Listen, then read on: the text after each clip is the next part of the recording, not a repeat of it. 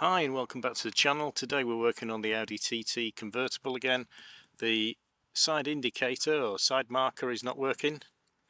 It's an orange bulb. I'm pretty sure that it's the bulb that's gone. These, when you first look at them, it's not obvious how to get these out.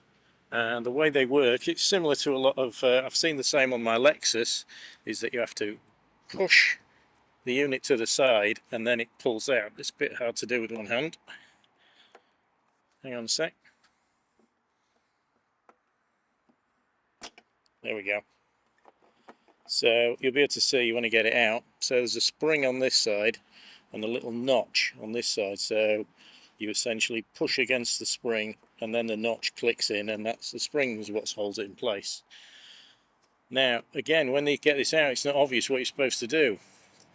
So we need to get this rubber thing off, and then we'll be able to see the bulb. Now all you do is just pull this rubber piece off. There's no bayonet or anything. There are two locating tabs. And here's the bulb.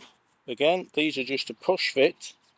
So if I pull it, you can see the contacts are just like the wires just bent over the glass. This looks really dark. When I look up to the light, you can see where it's burnt. So I've got some new ones. I'll show you. So these are the ones you want. Here's the number, WY5W, 12 volt, 5 watt. These are Hella, so at least I know they're a reasonable make. So I'll get one of these out and we'll put it in the socket. Right, just before I put it in, you can see there, if you look in the socket, where the contacts are. So left and right there now, or top and bottom. So just push the bulb into that and then we'll test it before we put it back. Okay, so that's fixed it. So all I need to do now is put the cover back on, which is this one, and then push it back in against the spring. So really easy to do, just not obvious from the start how you get this out and what kind of bulb you need. So I hope this helped you.